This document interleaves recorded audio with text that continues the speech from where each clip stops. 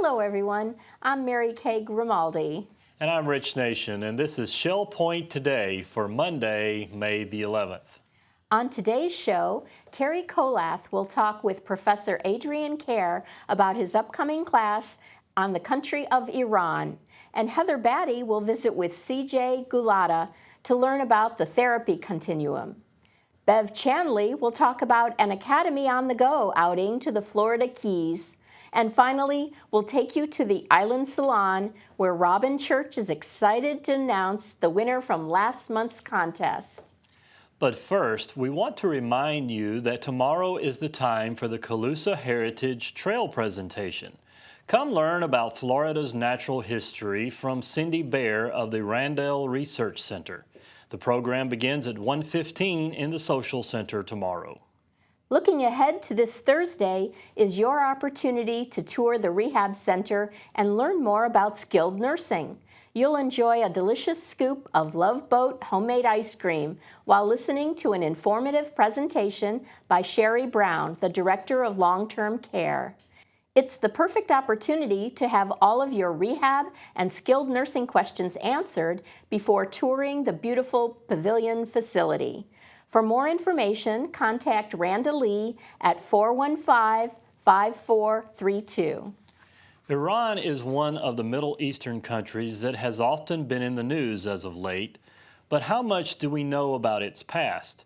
Did you know it's one of the world's oldest continuous major civilizations, dating back to 4000 BC?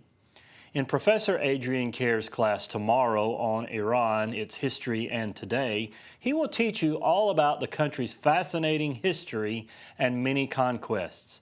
He will discuss how in recent times the leadership of Iran has become radical and often been at odds with the West. Terry Kolath visits with Adrian now to tell us more. Hello, everyone. I'm here with Professor Adrian Kerr. We're talking about his program in the Academy of Lifelong Learning, 2 different sessions on Iran. Thank you for joining me, Adrian. It's a pleasure, Terry. It's lovely to be back at Shell Point. Well, we're glad to have you as always. And we've been looking forward, especially with our interest in the Middle East, to this 2-session topic of Iran. Where are you going to start with Iran? As you know me by now, I try to go back to the beginning as far as I can. So we're going to start off about 3,500 years ago in the early proto-Iran period. The Elamites, which probably are well known as Susa, they were the same time as Sumeria and Ur and Uruk and those great Mesopotamian cities. And then we had the Indo-Europeans who moved in from the Caucasus and began to dominate the highlands, and they were in conflict with the Assyrians. And then around about the time of the Babylonians, the Medes and the Persians joined together, and that's why the country is called Iran today, because it's more than just the Persian tribe and the Mede tribe. Iran covers the collective group of Indo-Europeans which occupied what we call Iran today.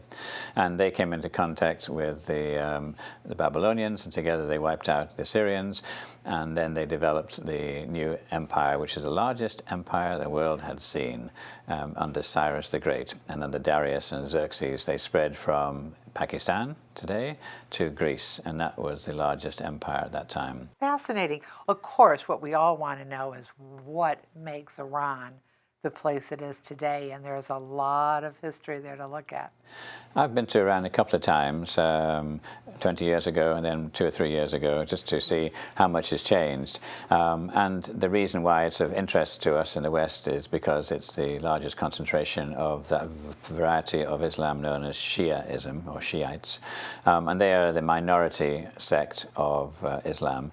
And Persia, Iran, was converted to this sect by a northern fundamentalist, and he made Shiaism the national religion, which is almost unique. There's no other country has this absolute control. So they are if you like, the main focal point of Shiaism. It's spread into Afghanistan and parts of southern Iraq, and it's the influence of Iran in the Middle East, which has captured people's interest of late. There's the famous Iraq-Iran War in 1980, which was, they fought to a standstill. 6 million people died. There's a famous 1979 hostage situation when the Shah left and the Ayatollah Khomeini took over and it became a republic, and it has been ever since. The influence of the Supreme Council, who are religious leaders over the country, has been significant. In recent times, we've swung from extreme fundamentalist, anti-Western in Ahmadinejad, and when after 2 terms in office he left, they brought in a very, very moderate leader now who is trying to make friends with the West. But in the middle of all this are the 2 issues which are of great interest to us here in America. One is the nuclear issue, and do they have the ability, and do they wish to use nuclear weapons? And secondly, the growing influence in the Middle East, in that the southern part of Iraq now is pushing north, trying to get ISIS exterminated from the northern part of Iraq, and the people who are helping on the ground are, of course, the Iranians, and that is an issue for us to contemplate, because a few years ago they were not our friends, and do we want them to help Iraq achieve the removal of ISIS? And then, of course, they'll have a bigger say in the Middle East. So it's a bit of a conundrum, Terry. Fascinating. Well, if you are like me and you want to jump to the last part of this 2-session course, don't do it. Take both sessions so that you get the entire history, as only our Professor Adrian Kerr can do for us. The classes begin the 2nd week of May. Join us. You can sign up right at the door. And now, Heather Battey wants to talk to you about life after leaving the hospital. Here at Shell Point, there are 3 therapy options. There's inpatient rehab stay at the Larson Pavilion, home health therapy after you've completed your hospital stay, and finally there's outpatient therapy, all of which are designed to minimize your risks of health decline and avoid having to return for another hospital stay. Heather talks with CJ Gulotta now, who explains these therapies. Hi, I'm Heather Battey with Resort Services. Today I'm here with CJ and we're going to talk about her upcoming program, Therapy Continuum, and it's about minimizing the risks of the return to the hospital. CJ, thank you so much for joining us today. Thank you for having me. So this is really interesting. What is Therapy Continuum? Can you explain that to us? Yes, absolutely.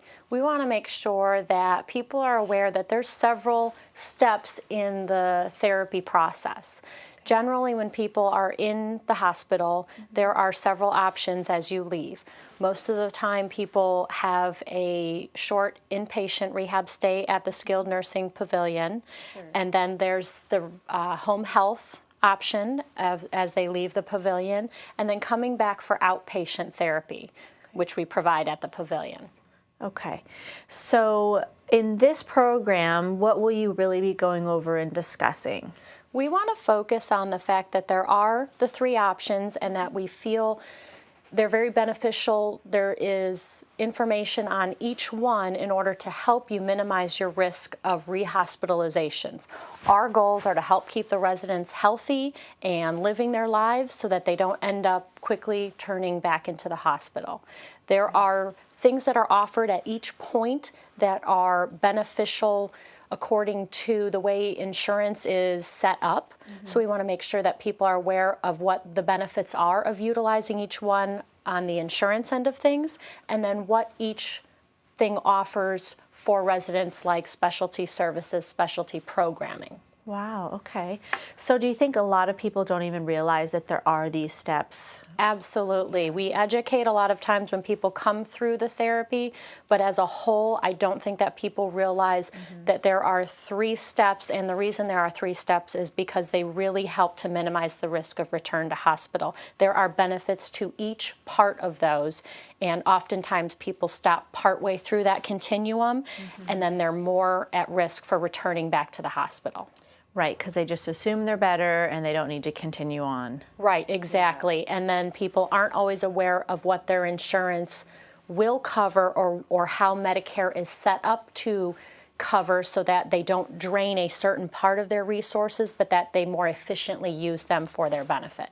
Wow, that's great. It seems like a great program. So if you're interested in hearing about this program, it's Wednesday, May 13th at 10:30. It's in the Oak Room. Make sure you sign up and go to Therapy Continuum.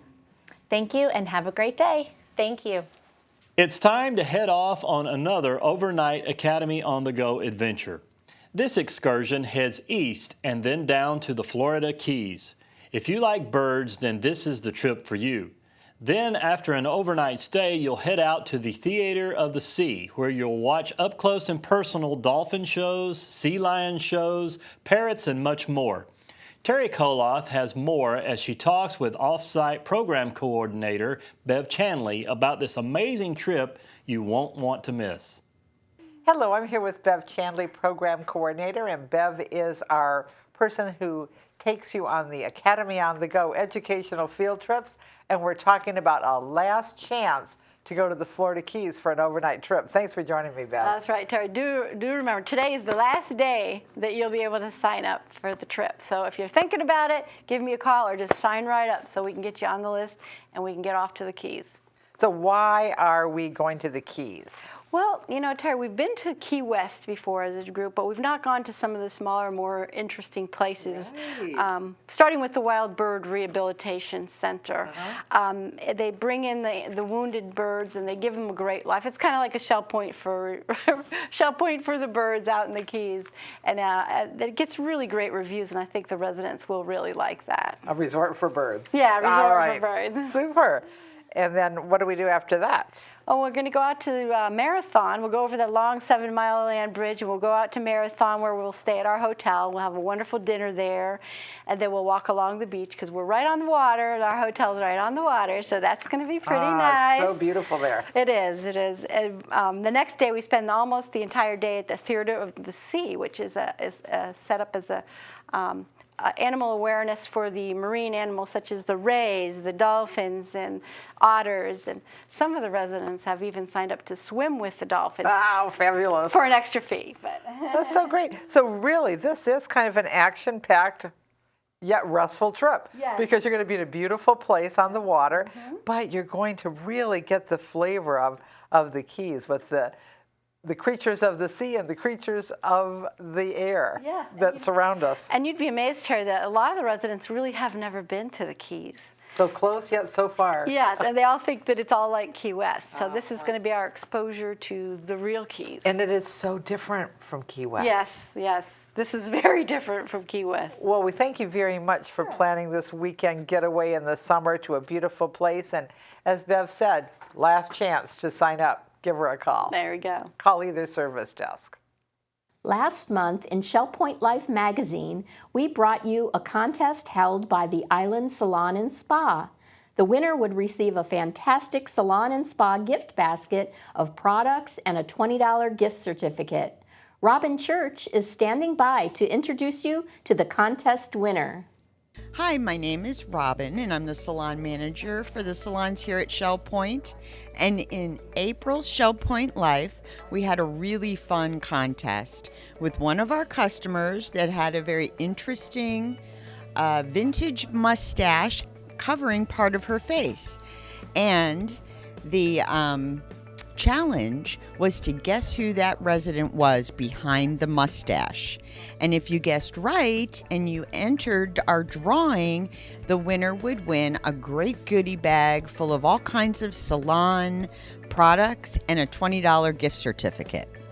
So moving forward, last night we drew the winning resident because we really wanted to have them here today. So last night, from our basket of entries, I drew the lucky name of Kathy Moreland. Kathy, come on over. I really wanted to have her here today. Thank you, thank you. So Kathy, tell me what you plan on using that great gift certificate for. Oh, I can't wait to come back and get my next pedicure. It's going to be so fun. Thanks. Just thanks. I'm glad I won. That's fabulous. I'm so glad you won too. Thank you. It's great. Do you win often? Not as much as I'd like. So this is a good surprise when I got the call. Yeah, great surprise. Well, congratulations. And I love the spa, and it's a fun place to come, and pedicures are the most fun, so I'll be back. great. Thank you, Kathy. And thank you all for participating in our fun little challenge. And look forward because we're sure to do something soon again. Thanks. Have a great day. And now, let's bring you up to date on all the latest happenings, academy news, menus, and village church connections, right after this Listening to the Words preview from David Howenstein. We honor mothers, grandmothers, and great-grandmothers on the second Sunday in May, better known as Mother's Day. This week on Listening to the Words, 3 Shell Point mothers read stories about how sons and daughters remember their mothers and how mothers try to help their children. First, a chapter from Garrison Keillor's latest book in which he says his 94-year-old mother still lives in her own home, drives her own car, and only recently gave up playing senior women's hockey.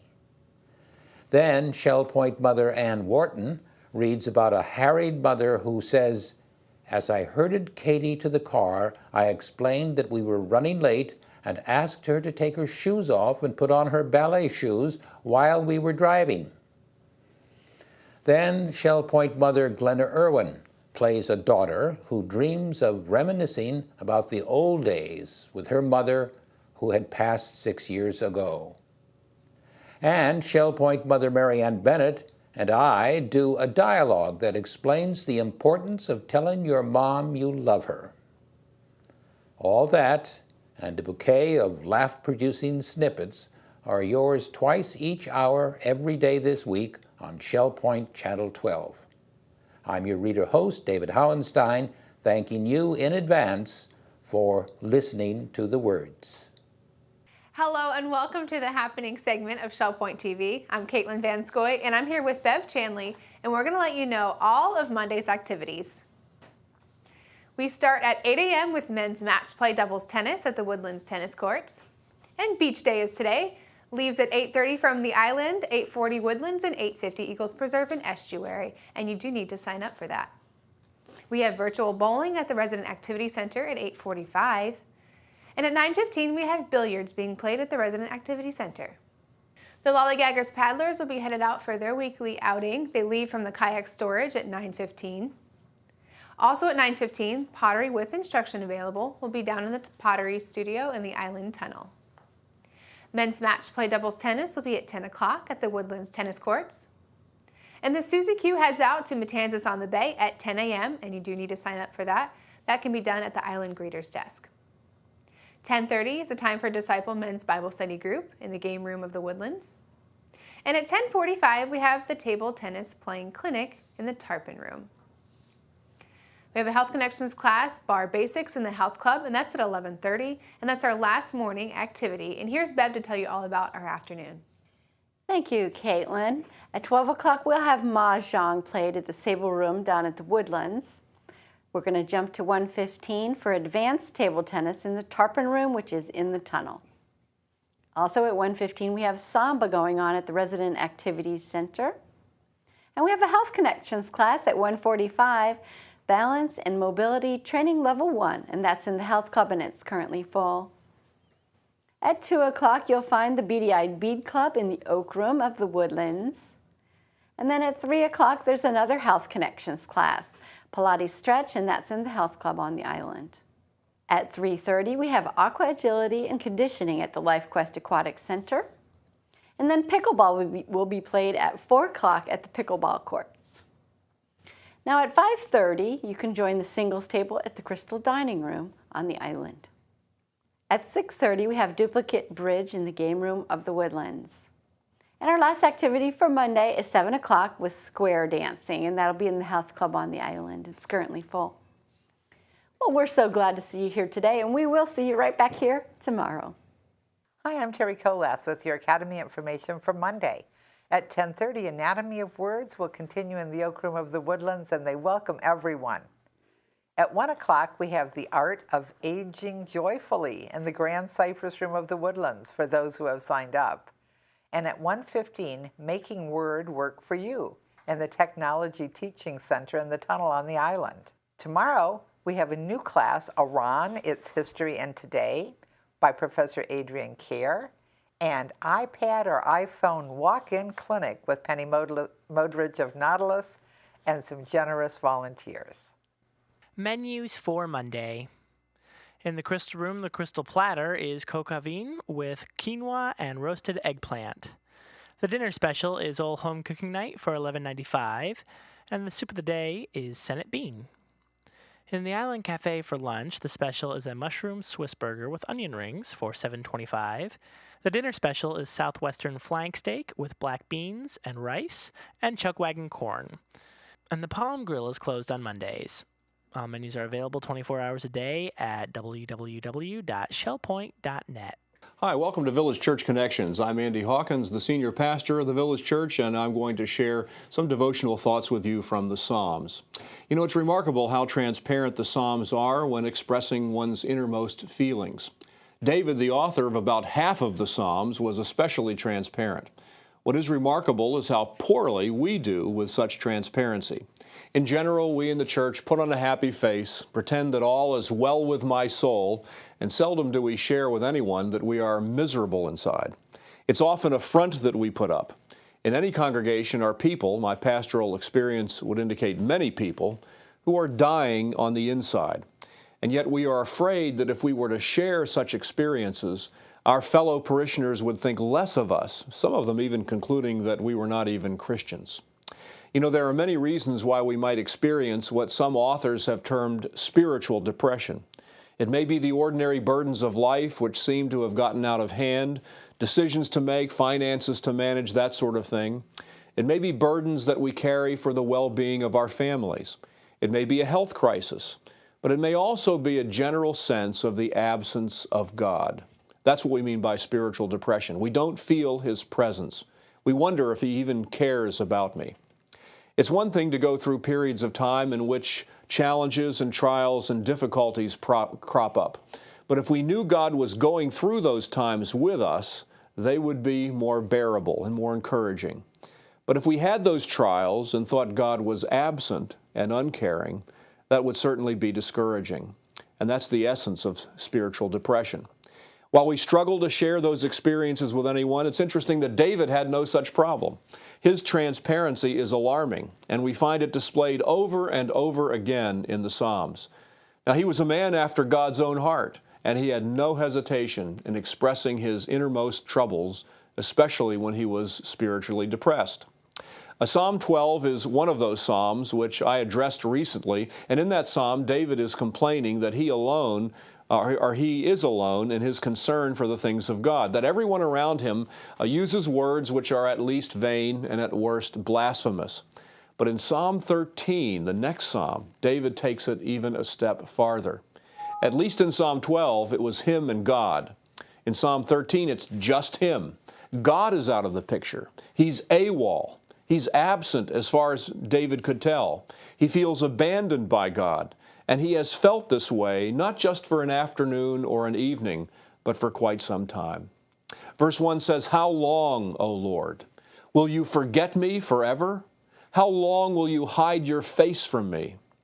The expression about hiding his face from David indicates that David has, for quite some time, failed to experience the blessing of God. It's a remarkable Hebrew idiom. For God to hide His face from us means that we have lost His blessing. We remember that wonderful blessing from the book of Numbers in chapter 6, where it says, "The Lord bless you and keep you. The Lord make His face shine upon you and be gracious to you. The Lord lift up His countenance upon you and give you peace."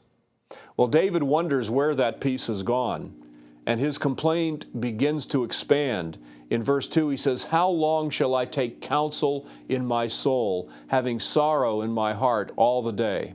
How long will my enemy be exalted over me?" He has had to counsel himself. In other words, to talk to himself, trying to convince himself that all is well when he knows it's not. And so he wonders, how long must he try to talk himself out of his depression?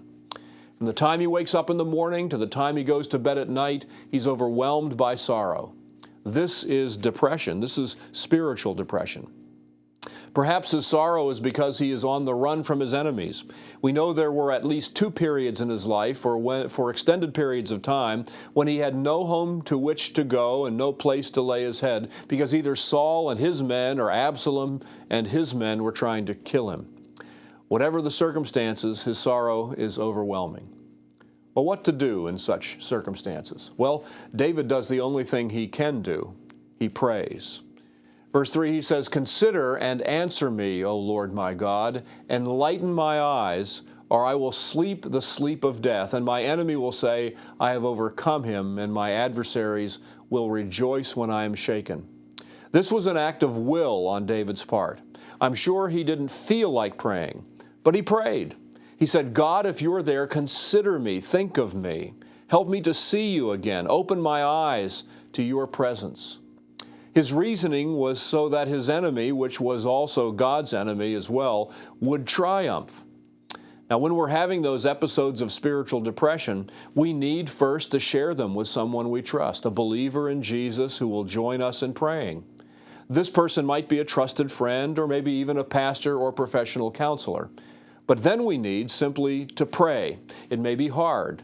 It may be simply an act of the will when our emotions are far from ready. But we must pray. As it turns out, David's prayer is the fulcrum on which this whole psalm and on which his whole countenance turns. For the result of his prayer is that God does light up his eyes and reminds him that God hasn't left him. And it leaves him with the confidence that he will again have his countenance lifted. He says, "But I have trusted in your loving kindness. My heart shall rejoice in your salvation. I will sing to the Lord because he has dealt bountifully with me." I don't know that David experienced these emotions immediately, but I rather think that he did not, but he knew that he would. Once again, he would trust in God's loving kindness, that he would again rejoice in God, that he would again find it in him to sing. In other words, he had hope that he would come out of that spiritual depression. And he could reason that way because he knew that God had dealt well with him in the past. Verse 6 says, "I will sing to the Lord because he has dealt bountifully with me." So when you find yourself in a similar spiritual condition, do what David did. Pour out your heart to someone you trust. And then pray. As an act of your will, pray and find the confidence that you will emerge from this time and that you will rediscover the joy of your salvation in Jesus. I hope you're encouraged by that message from the Psalms, and we hope to see you very soon in the Village Church so that we can be the instrument of encouragement for you in the future. God bless you all. Thanks for joining us today. Return tomorrow when Terry Koloth will tell us about art and the aging brain. And we'll feature this year's campaign chair for the Employee Christmas Fund Drive, Kathy Miskell, who'll give us some insight into her own life outside of Shell Point. Until then, this has been Shell Point Today for Monday, May the 11th. I'm Rich Nation. And I'm Mary Kay Grimaldi. On behalf of the entire Shell Point TV staff, we'd like to wish you a wonderful day, and we'll see you again tomorrow.